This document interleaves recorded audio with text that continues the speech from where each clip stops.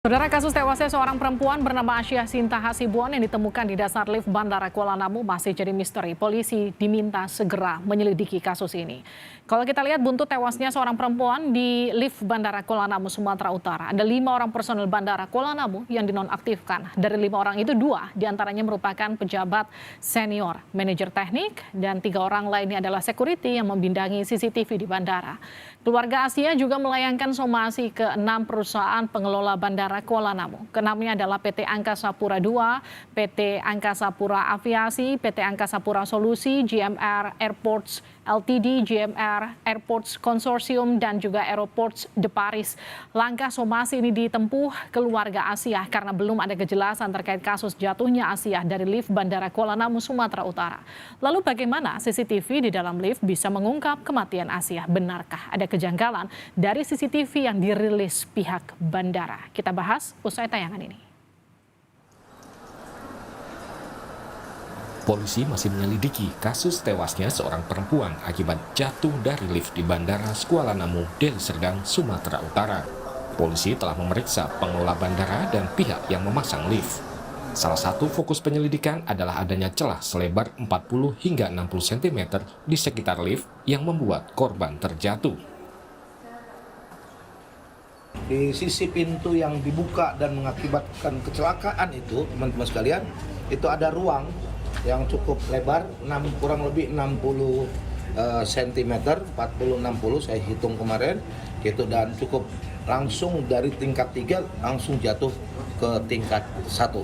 Nah, kenapa ini ada ruang? Ini menjadi bagian dari pemeriksaan teman-teman Polresta Deli Serdang. Kenapa itu lift bisa terbuka padahal itu pintunya ada di sana? Nah, ini juga bagian dari pemeriksaan oleh Polresta Deli Serdang. Sebelumnya, perwakilan Ombudsman juga telah mengecek lift di Bandara Kuala Namu pasca insiden. Temuan Ombudsman, lift tersebut sering rusak.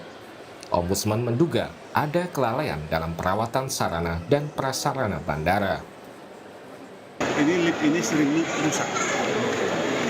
Ya, sering rusak. Kemarin itu sering itu rusak, sering macet ya. Dugaan kelalaian dalam yang sementara dalam perawatan sarana dan prasarana bandara, terutama liftnya, ya kan? Nah, di situ kelalaiannya, ya kan? Mestinya harus ini tidak boleh terjadi sebagai sebuah bandara yang penyelenggara peran publik. Mereka ini bertanggung jawab wajib memberikan sarana prasarana yang sarana prasarana yang memberi rasa aman. Pakar telematika Abimanyu Wahyu Widayat melihat adanya kejanggalan dalam rekaman CCTV yang memperlihatkan korban Asia Sinta Dewi saat berada di lift Bandara Kuala Namu. Menurut Abimanyu, kamera CCTV yang merekam detik-detik Asia jatuh dari lift terlalu dekat. Kamera CCTV tersebut harusnya bisa merekam seluruh area lift. Pakar telematika ini menduga rekaman CCTV yang beredar bukanlah rekaman asli, tapi telah direkam ulang. Kelihatan bahwa kamera yang digunakan adalah dome. Berarti covernya harusnya bisa keseluruhan area di dalam lift. Tetapi ternyata enggak, yang ke cover itu hanya sedikit sekali. Bahkan pintunya saja cuma kelihatan sebagian bawahnya, dan kemudian orangnya juga cuma kelihatan sepotong. Ini suatu yang tidak mungkin. Karena gunanya CCTV itu di dalam ruang lift itu bukan hanya untuk kalau orang kecelakaan, tetapi bisa kalau umpamanya ada tindakan kriminal, kalau ada tindakan asusila, ada orang in and out, dan kemudian orang-orang dicurigakan, semuanya untuk identifikasi menggunakan CCTV ini. Nah, saat ini hanya mampu dibikin zoom, berarti ada suatu kesalahan. Dan ini pasti bukan suatu kesalahan setting belakang, ya, karena ini CCTV ini dipasang dan bandara sudah ada bertahun-tahun. Berarti semuanya implementasinya ini juga pakai standar kan, apalagi untuk bandara sekelas yang kayak di Kuala Namu, itu coverage-nya semuanya standar di semua tempat. Kenapa pas di sini yang diberikan kepada media, itu kenapa cuma sepotong? Ada yang berupaya ditutupi, itu tidak jelas. Sementara itu, keluarga Asia Sinta Dewi telah melaporkan 6 perusahaan yang terkait pengelolaan bandara termasuk PT Angkasa Pura II ke Barreskrim Polri.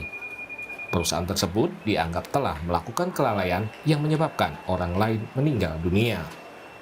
Pasca insiden lift di bandara, PT Angkasa Pura telah menonaktifkan 5 petugas Bandara Kuala Namu. Tim Liputan, Kompas TV. Saudara, kasus perempuan tewas di lift Bandara Kuala Namu Medan membuat keamanan fasilitas publik khususnya di bandara layak diaudit. Kita akan coba menganalisis kasus insiden lift di Bandara Kuala Namu ini bersama dengan Komisioner Ombudsman Robert Andi Jaweng. Selamat malam. Malam, Mbak Liviana. Kita juga akan sapa pakar keamanan siber Pratama Persada. Selamat malam, Mas. Selamat malam, Mbak Liviana. Saya ke Mas Pratama dulu ya, Pak Andi Jaweng. Kalau tadi Pak Abimanyu katakan ini sudah diedit, ini di zoom, dipotong, bagaimana Anda melihat ini? Ya, saya setuju dengan Pak Abimanyu bahwa sebenarnya ya kalau kita tahu spek standar CCTV yang ada di lift itu, yang pertama adalah dia high resolution. Jadi resolusinya harus tinggi supaya apa? Supaya jelas semua yang terjadi di dalam lift tersebut. Kemudian yang kedua adalah wide lens gitu. Kenapa? Karena lift itu ruangannya kecil sehingga harus ada satu CCTV yang bisa menjangkau semuanya. Jadi harusnya yang kita lihat itu CCTV yang bisa menjangkau satu ruangan lift itu gitu.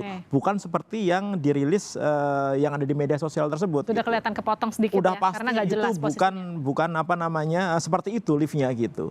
Kemudian yang ketiga gitu, dia harus memiliki kemampuan untuk biasanya gerakan, sensor gerakan, kemudian ada suaranya. Kenapa? Karena banyak kejadian-kejadian di lift gitu, itu yang butuh recording. Misalkan ketika orang mencet tombol emergency dan lain-lain gitu. Nah, kalau itu sebenarnya benar liftnya, CCTV-nya benar, saya pikir tidak terlalu susah ya apa yang mengungkapkan apa yang terjadi di dalam lift tersebut begitu. Karena ternyata dari rekamannya kan banyak sekali kejanggalan gitu yang kalau saya dari sisi orang awam terhadap teknologi lift ya, ini hampir nggak masuk akal begitu. Karena kalau kita baca standar-standar pengamanan lift itu banyak. Salah satunya dia nggak akan kebuka di tempat yang bukan semestinya gitu. Apalagi kita lihat ketika terbuka pertama itu ada space sedikit kan antara lantai dengan liftnya gitu. Itu harusnya nggak mungkin bisa kebuka gitu. Jadi udah jelas ada malfunction di Yang kebuka, yang kedua malah yang terbuka di tempat yang tidak ada pintu keluarnya. Itu lebih aneh lagi gitu. Jadi menurut saya kalau misalkan CCTV-nya itu diberikan CCTV yang benar begitu, nanti harus di forensik ya gitu.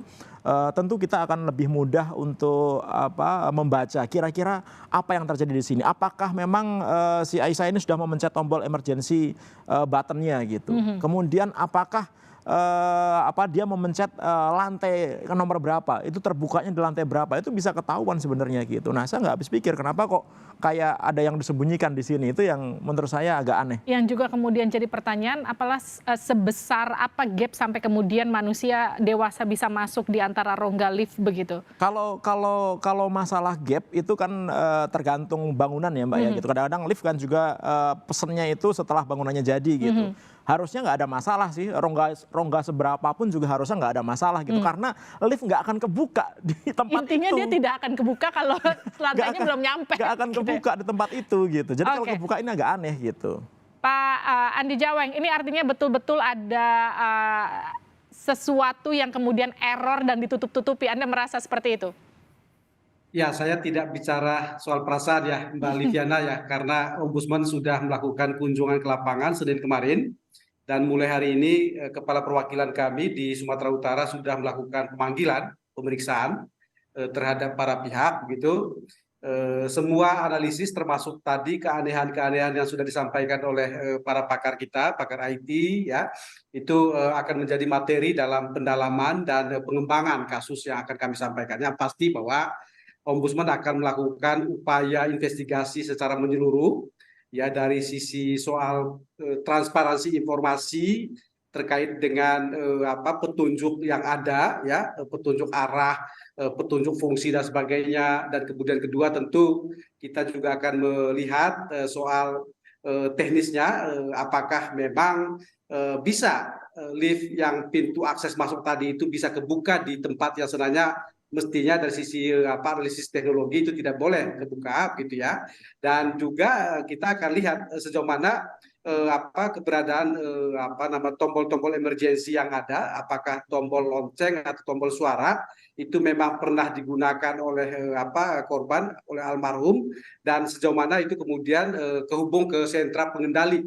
Nah, semua ini menjadi materi yang hari ini kami sudah mulai melakukan pemeriksaan, dan kita akan sampaikan tentu saja ke publik nanti sejauh mana hasil pemeriksaan yang ada, untuk kemudian tentu Ombudsman akan menyampaikan sejumlah tindakan korektif, termasuk kepada para pihak yang kami akan nyatakan siapa yang bersalah gitu ya, siapa yang harus akuntabel.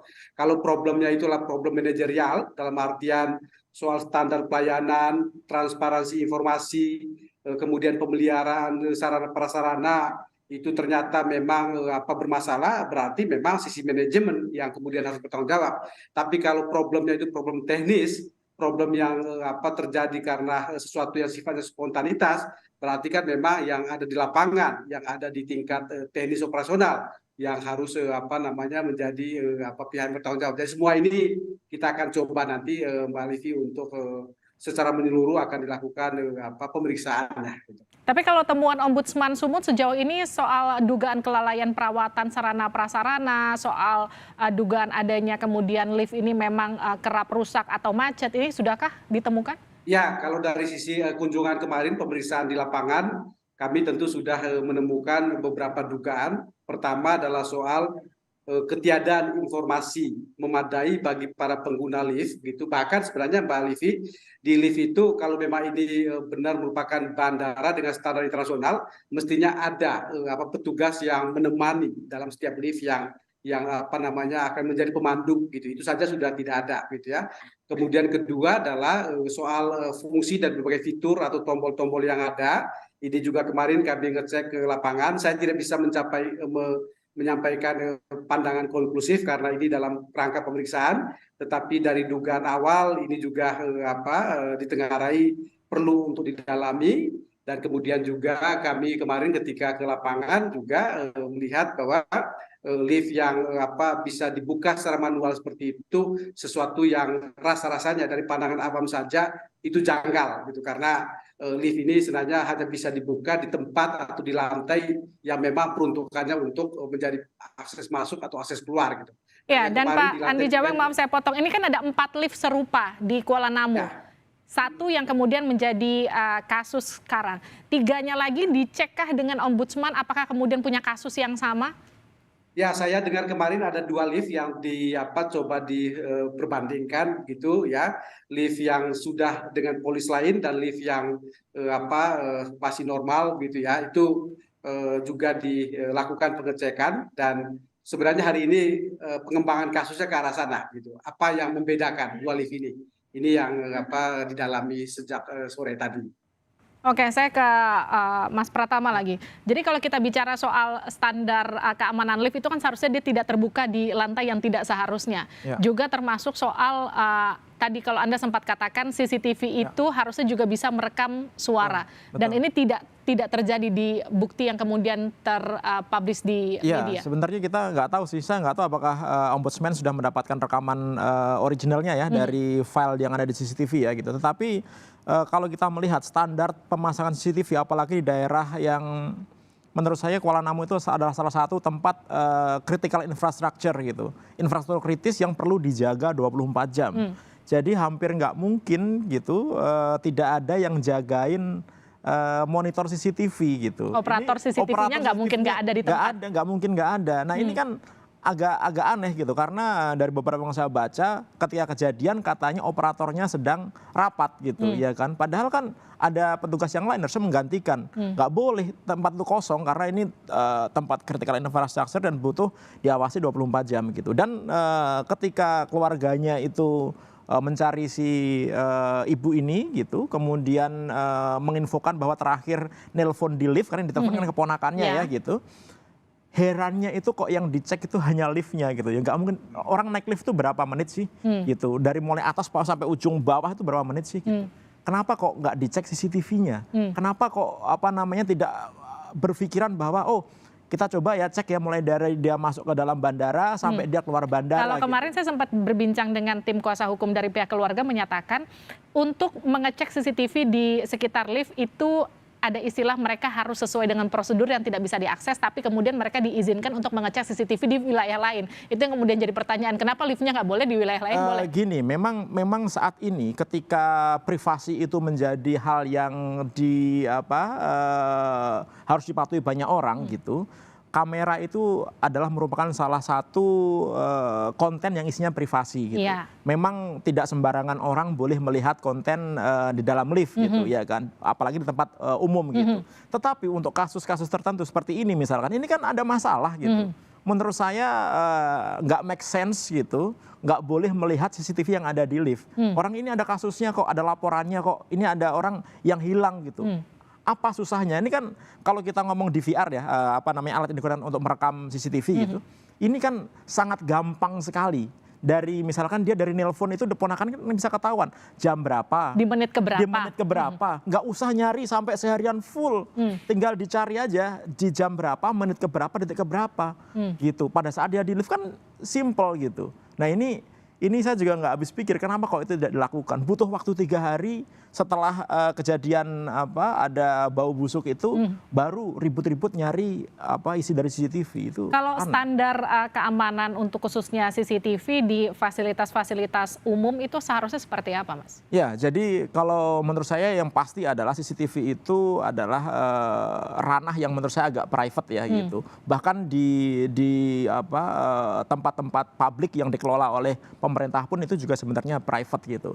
Tetapi bukan berarti bahwa itu nggak boleh dilihat gitu. Dan sebenarnya kan ada petugasnya ya gitu. Petugasnya dengan otoritas tertentu gitu, dengan pimpinannya harusnya bisa melihat itu. Bahkan petugasnya pun bisa melihat gitu. Paling butuh izin gitu, ada alasannya apa gitu. Nah, kalau masalah pengamanan saya pikir ya standar lah, CCTV nggak boleh terjangkau sama orang, nggak bisa dimodifikasi, nggak boleh diotak-atik gitu. Nah, ini nanti juga harus hati-hati nih. Di VR-nya gitu harus dipastikan bahwa filenya itu adalah file original yang nanti mau dijadikan bukti misalkan penyidikan atau dan lain-lain gitu. Harus dicek benar ini filenya file kopian atau file yang original. Karena itu akan beda, karena kalau yang dikasih itu adalah file yang kopian bisa aja terjadi editing, bisa terjadi modifikasi, karena sekarang modifikasi video cukup gampang sekali. Ya, gitu. itu kita bisa lihat dari mana? Kita bisa cek dari mana kalau misalnya kita Kita bisa sekarang lihat? cek dari timestamp-nya. Kita bisa cek dari timestamp-nya, bukan timestamp yang ada di layar ya, itu kan bisa bikin gampang lah gitu. Tapi timestamp di filenya gitu. Kita bisa cek apakah filenya itu benar-benar file yang ada di CCTV pada tanggal itu, jam itu, detik itu gitu, atau yang diberikan adalah hasil kopian gitu. Nah, kalau yang diberikan hasil kopian menurut saya tidak layak untuk dijadikan bukti gitu. Jadi harus mumpung ini belum jauh ya. Biasanya kan kalau recording CCTV itu setelah dalam waktu tertentu dia akan keiris gitu. Saya nggak tahu di Kuala Namu berapa lama ya gitu. Mungkin bisa 1 bulan, bisa 2 bulan begitu. Nah, mumpung masih ada waktu, sebaiknya saat inilah yang tepat untuk melihat file CCTV tersebut sebelum keiris. Kalau sudah kehapus nanti akan repot lagi, harus direcovery lagi dan lain-lain. Kalau sekarang saya pikir pasti ada gitu rekamannya gitu. Karena yang di-share itu kan hasil rekaman kan ya. Berarti harusnya ada gitu. Nah, harus diminta itu filenya gitu. Apakah nanti akan membuat Kuala Namu jadi lumpuh? Enggak dong gitu. Bisa dipinjamkan misalkan hard disk backupnya gitu. Dan saya pikir fasilitas sebesar Kuala Namu nggak akan hanya punya satu DVR, pasti ada backupnya gitu. Sehingga kalaupun satu diambil untuk proses itu nggak ada masalah. Ataupun kalau misalnya diganti hard disknya, hard disk yang itu diambil untuk diforensik, itu pun sebenarnya nggak ada masalah gitu. Masalahnya sekarang mau apa enggak gitu aja. Mau nggak benar-benar mengungkap itu sebetulnya siapa yang lalai, Pak Andi Jaweng?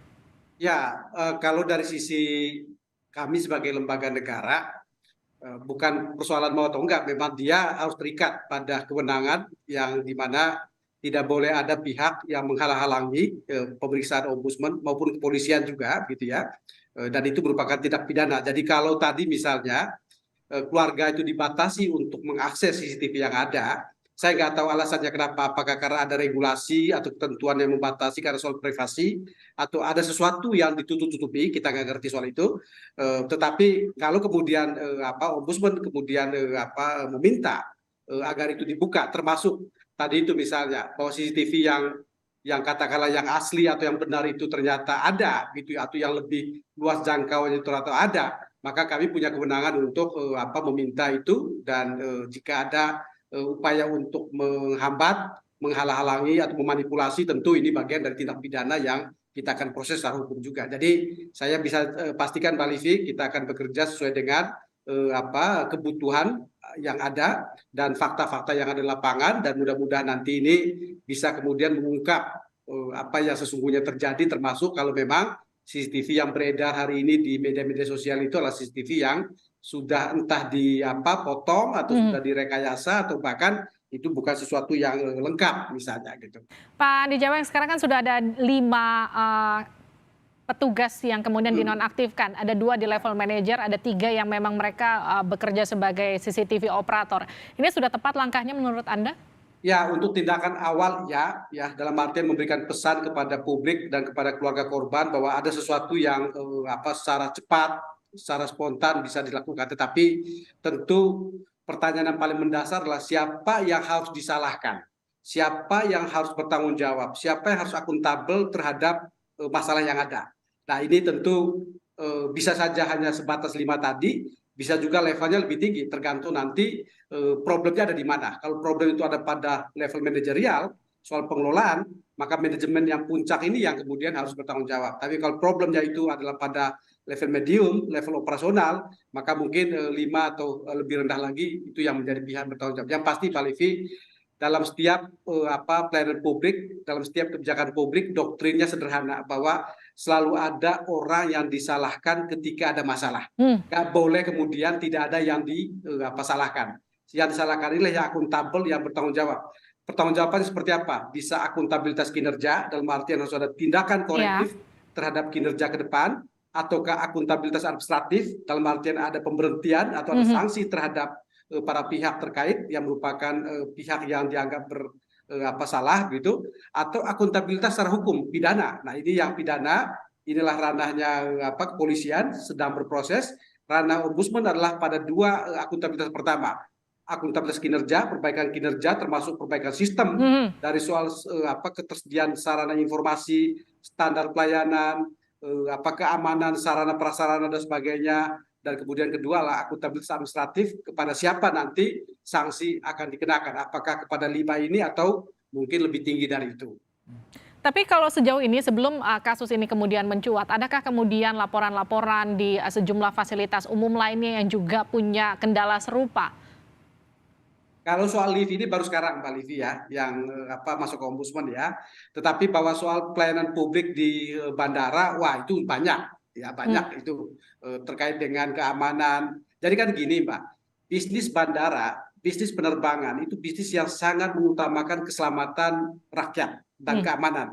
Dan buat kami di Ombudsman, keselamatan rakyat adalah hukum tertinggi dalam pelayanan publik. Maka memang mengelola bandara itu tidak sama dengan bisnis yang lain. Ini bisnis yang membutuhkan tingkat akuntabilitas yang sangat tinggi, tingkat jaminan kepastian dan keamanan yang sangat kuat gitu. Karena itu memang seperti sarana lift atau apapun gitu, harusnya itu punya sesuatu yang special treatment gitu. Saya membayangkan misalnya lift yang sangat eksklusif seperti ini harusnya itu ada orang atau ada petugas yang menemani. Apalagi kalau yang masuk ke lift itu cuma sendirian dan belum tahu juga apakah orang ini korban atau almarhum ini pernah menggunakan lift itu atau bahkan mungkin baru pertama misalnya. Nah, yang begini-begini kan mestinya bandara dengan standar internasional itu punya standar pelayanan yang lebih spesial dan lebih mumpuni daripada lift-lift di perkantoran atau tempat-tempat lain gitu ya. Oke, terakhir dari Mas Pratama, jadi evaluasi kalau kita bicara soal lift itu kemudian ke depannya ketika kita menemukan satu sistem error dalam satu lift, apa yang kemudian harus kita lakukan? Ya, menurut saya kuncinya adalah maintenance ya, maintenance secara rutin ya gitu. Kan lift ini kan juga dijalankan sama sistem yang komputer based gitu. Jadi sebenarnya kalau kita maintenance itu ketahuan kok lift itu error apa enggak gitu. Kemudian akan ketahuan sebenarnya butuh ada masalah di mana gitu. Ini semuanya sudah komputer based, bukan kayak dulu ya, kalau kita lihat dulu kan masih manual. Sekarang udah nggak ada komputer yang nggak dikontrol, nggak ada lift yang tidak dikontrol oleh komputer gitu. Jadi semuanya itu bisa dicek menggunakan kan computer based. Masalahnya adalah ini dilakukan maintenance apa enggak gitu. Karena kalau dilakukan maintenance kayaknya hampir nggak mungkin ya kejadian seperti ini. Apalagi tadi anggota ombudsman bilang ini adalah infrastruktur tempat yang memang harusnya lebih dari yang lain. Keamanan gitu. nomor satu harusnya. Karena udah banyak loh kasus-kasus lift yang jatuh ini mulai dari tahun, saya punya datanya dari tahun 2016 19 Juni itu rumah sakit Fatmawati anjlok, 20 Januari 2017 gedung BRI 2, 17 Maret 2017 itu di Blok M Square, 20 September 2019 itu di kantor Wali Kota Jakarta Timur, kemudian 21 Agustus 2001 itu lift barang di Mall Margo City Depok, kemudian 22 Agustus 2021 orang terjebak di lift salon kecantikan di Kelapa Gading gitu. Ini kan harus jadi pelajaran ya gitu. Lift itu kan sebenarnya hal yang harus di-maintenance, nggak bisa kelihatan normal terus dibiarkan masih normal kok, nggak bisa, harus dirawat benar gitu. Dan lagi tambahan lagi bahwa ketika di lift itu dipasang kamera CCTV gitu, ya CCTV juga harus di-maintenance dengan benar gitu, harus diawasi dengan benar. Kalau enggak ya seperti ini ketika kejadian jadi susah untuk mengungkapkan gitu, atau memang nggak mau diungkapkan gitu kan. Semoga bukan karena nggak mau diungkapkan ya, karena memang masih belum saja gitu. Tapi saya berharap gitu ombudsman, aparat penegak hukum gitu bisa mendapatkan file yang asli gitu dengan melakukan nanti forensik, dicek benar dan itu bisa digunakan untuk pengungkapan lebih lanjut. Kenapa kok ini bisa terjadi? Oke, terima kasih Mas Pratama Persada, terima kasih juga Mas Robert Endi Jaweng telah bergabung bersama kami di Sapa Indonesia Malam.